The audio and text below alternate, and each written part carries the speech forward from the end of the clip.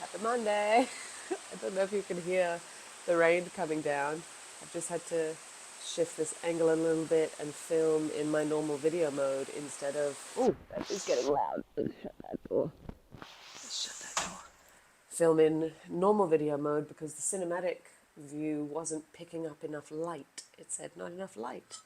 And usually I wait till just after 6:30 to film so that I have light, and it was coming, and then big grey cloud, and now rain. Ah, another wet day, another wet week, I think, over here in Hong Kong. Whoa, at least we got some sunshine yesterday. I do struggle without the sunshine. I do. Talked about this before when I was living in the UK, that seasonal affective disorder is a real thing. Real thing. Gosh, we're kind of in the home stretch for the mountain trip now. We've got 6 weeks. And this is the kind of time of the year where my to-do list shifts into pre-mountains Maya and post-mountains Maya. And it's just, yeah, been thinking about that a lot over the weekend. And it's nice to kind of have these little chunks to separate.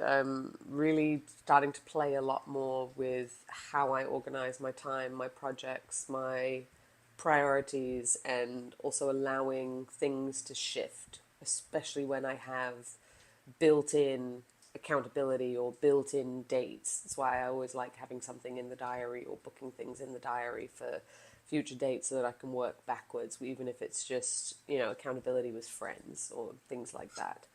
It just kind of helps. But this type of trip, yeah, it's kind of that same flip, that switch that I spoke about when we signed up for High Rocks earlier in the year, right? I was becoming very close to being one with the couch and just needed something to get that oomph.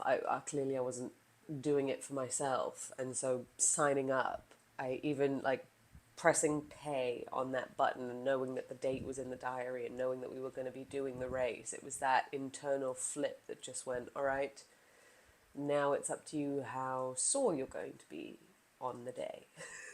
And again, a light just flipped inside, or it felt like a switch in terms of just the dedication to my training and everything. Now, coming off that, I have been feeling a little bit like an injured rock star. I did bruise my knee bone, so been keeping an eye on that. Got an MRI on that about 4 or 5 weeks ago now. So just been resting the leg, and yeah, now we got 6 weeks to really build up strength, knee strength, hamstring strength, upper body strength for walking, so that we can enjoy the trek. I can't believe it. 10 days around the Cordillera Wawash National Park in Lima. We're actually flying just to a little city outside of Lima called Juarez, where we land at 3,000 altitude already. Got a couple of days of altitude acclimatization, hikes, and then up into the mountains we go, 4,000, 5,000 altitude. This will be the highest that we've gone, which is exciting, which also means cold in the evenings and more, I guess, extreme heats in the day, extreme colds in the evening. So we're just sorting out our packing list, making sure we've got everything ready. And I think every time I come through one of these trips, or every time you go through one of these booking sequences, it's kind of realizing that that's all that life is, almost like a series of unfolding events that you kind of pre-plan for and then execute and then debrief and then carry on and then find the next adventure, right? That's how I've been looking at it anyway at the moment. I think it's helped me actually not to compartmentalize, but to, well, I guess, kind of, but just to be able to trust that everything will get done as long as the buckets are allocated and as long as the time is allocated and as long as you keep coming back to it. It's very interesting. Schedules are a tough one because coming out of the school conditioning, and then especially if you haven't been into the 9 to 5 or the workplace conditioning for a really long time, like I'm quite grateful. We did it to ourselves at the agency, which sucked. Yeah, no, it did take me a long time to unlearn that. I definitely feel like I've spoken about it before, but it was Sahil Bloom's energy calendar, which was a big one. Like finding the tasks that drain you of energy versus finding the tasks that fuel you of energy and arranging your day accordingly. Even if it's just that to start with, making sure that you do energy fueling tasks at the beginning of your day, leaving the rest or the energy draining tasks till the end of your day so that you're able to then just kind of chill, rest, and then go into the next part. Ideally, you can separate them on days so that you don't always have to be doing every piece of everything on every day. I think that's where I struggled with flipping from needing to give myself daily commitments to realizing that as long as I can get, it's the same with training. If you're not able to train daily or move daily without it feeling like you take too many rest days off and then you're almost like falling back off the wagon and having to get back on the wagon, like being able to move daily helps, but also pushing yourself and training to a certain level daily will actually at some point injure you more, I guess, if you're not giving your body the correct recovery time. What are you doing? Where are you trying to go? Outside's wet, dude. You can come sit over there. Come. Step over. Look at the tail coming. He's got his little corner. Yosh. Ayo.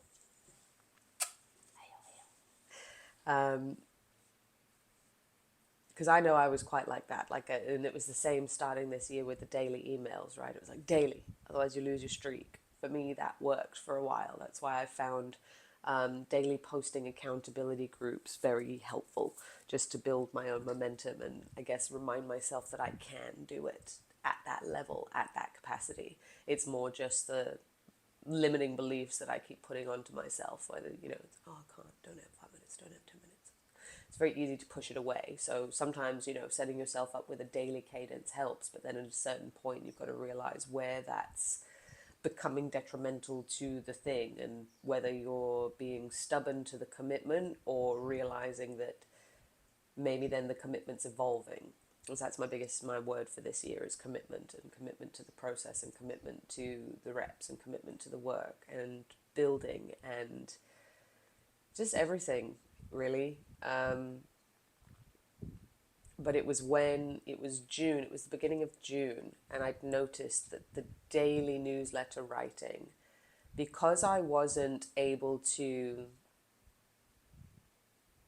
pre-plan it, because I found the daily act of giving my perspective or giving my insight or having that thought and that being the email and that being the post, for some reason I wasn't able to pop myself out of that and pre-build a weekend to keep the daily momentum.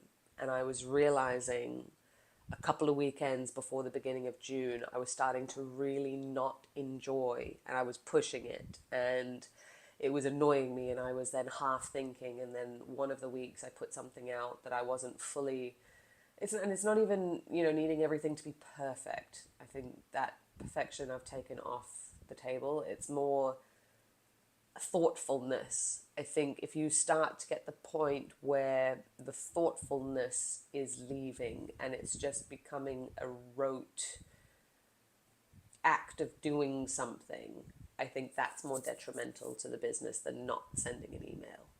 Because I think your readers can see that, and again, building up that trust and building up that viewership in that way.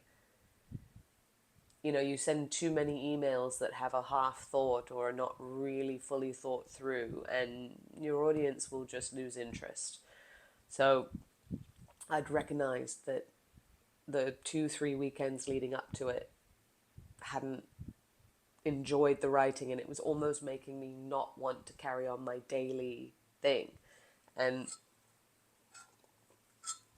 that was when this idea kind of was born, but also when I realized Monday to Friday and give myself the 2 weekend days off where I don't have to be creating, because it wasn't even the fact that I was having to think about it. I think about work and insights and ideas like all day, every day, most of the time. But it was the not wanting to be in front of my computer was the bigger thing. And, realizing that that's something that's very important in our lives and planning these annual trips. I mean, even my husband said to me the other week, he's like, this has turned out to be a rather large trip. And we are, planning our escape from Hong Kong at the moment. So we need to, you know, figure out what our values are in terms of expectations of getting out if we're going to be going on big trips. And I was like, yes, I understand this. But the annual trip being a pact and being our annual sanity, we also agreed that that was something that we were planning to do. So choices again. And I think, you see, this is where you can see those posts from content creators or business owners or whatever, and kind of realize where it's not that you can't, it's just it's not a priority right now. And I think realizing that not everything can always be a priority all of the time, and that things have to shift. It's like if that holiday is going to be a priority, then that's come out of, something else right now that, is not able to be a priority. I've seen posts with business owners going, oh yeah, they'll say they can't afford it, and then you see that same client spend X amount of money in Disneyland for a weekend away with the family. And it's like, yeah, it always reminds me of that. It's an easy yes to the person who it's a priority for. And I think that ties back into what we always talk about with that lining up that 8-ball shot, and that, sometimes you can even put yourself in front of the right people, but if that person is not necessarily on the right phase of their path to hire you, it also might be the wrong time, wrong fit. And I think this is where it's very important, especially as personal brands, to very quickly, or as quickly as possible, shift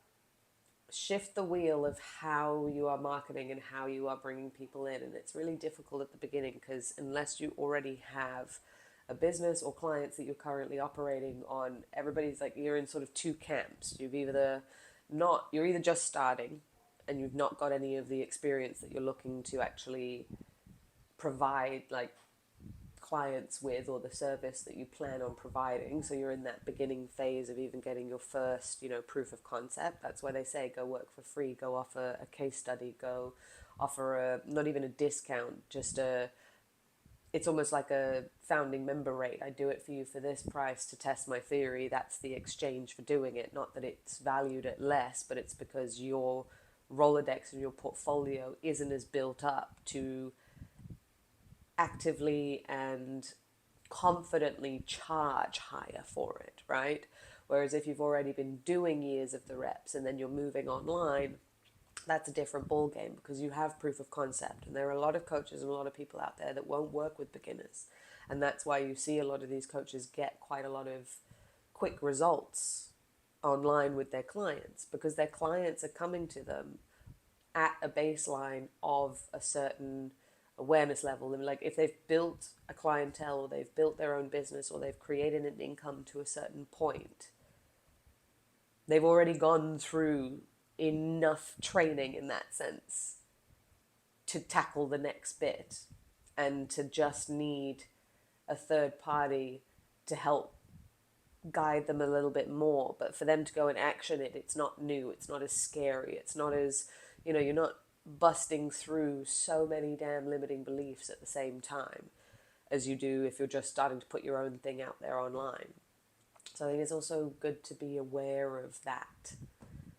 But it's hard because, again, you don't know what you don't know, right? So always constantly trying to put yourself into bigger and better rooms, and to see where that conversation goes and how far it goes. I think we almost cut ourselves too short. That I'm ruminating again on the client call that I had on Friday. She was an ex-client, lovely. She's in her 50s, and even she'd said to herself, it's a shame that it's taken me till my 50s to get to this point. And this is where sometimes I have to be very grateful at where I am in my awareness levels, and the pain and the life that I've lived and I've been through, to be sitting at this point.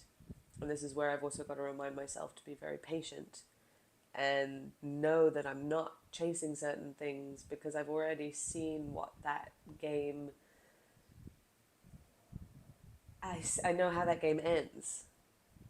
And I've been down enough of those, I've run down enough of those dead end roads to backtrack, to be okay with taking my time, in a sense that rushing offers or rushing ideas when they're not fully formed, like shifting into becoming a SaaS owner instead of just a service provider. Again, different. Service is a software. People can access it 24/7. People can come in 24/7. People can sign up when I'm sleeping. People can use it while I'm sleeping. People have access to the tools and the thought processes and the patterns while I'm not there. That's the ultimate get out of the bottleneck card, you know? Well, for me anyway, not everybody needs to be building a SaaS business. But I think just being aware and being patient of yourself with the levels that you're at. And it was funny, thought I had again, just due to, tying back all the mind, movement, media pillars.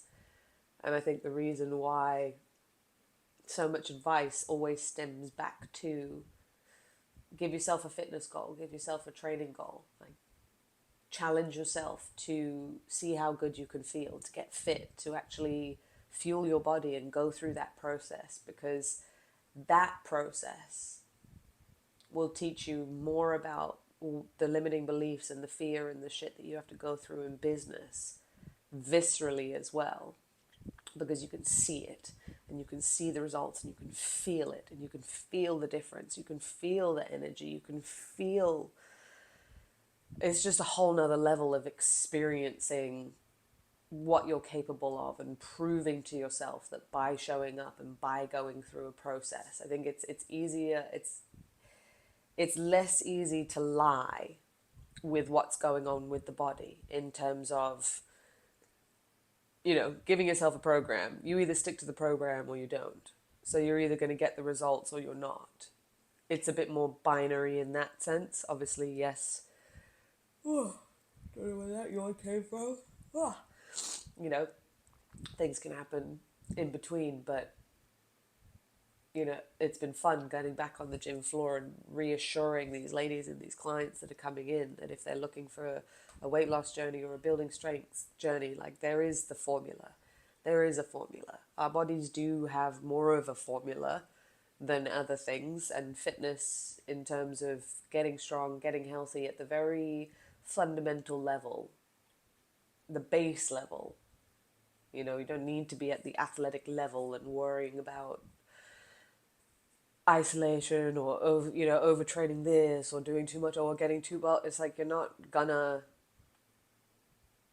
get so bulky so quickly that you have to worry about it. You're not gonna, even the thought of, oh, I don't want to get bulky, without even knowing what is required to get bulky. I love how women have been programmed into that as a thought. And I guess having been in the fitness industry, it took me becoming a personal trainer and being in the fitness industry to even understand all of this. But even understanding all of it doesn't make it any easier to execute and implement. And I think that's even more hilarious looking now, coming back on the gym floor, having been so many years. There are still lessons that I don't do. There are still things that I struggle to implement. There are still reasons why I look to others to give me programs and coaching and all that sort of stuff. Like, coaches need coaches. Everybody needs a side quest. This game is for the long haul. There's different hurdles and obstacles along the way. You gotta find your own version of it all. It's crazy. But yeah, it's like, how do you, if the business side is struggling, focus on the fitness. If your fitness is all good, but you're struggling with money, build something. If money's good, fitness is good, but you've lost sense of purpose, create something. Like those three things. And like I was saying to that lovely lady on Friday as well, I'm feeling that it's less and less and less about finding this balance and more finding, like, not abandoning any one of them for any length of time or at all, if possible, and it's coming back to that, giving yourself joy, doing things for the sake of no sake. Finding that slower pace in life so that you can actually breathe, disconnecting from technology so that you can find a new rhythm again. Like, it's happening, I can see it happening, and more people are waking up to the fact that we've almost fried our nervous systems too far in that direction that the only way back is to pull off and to calm.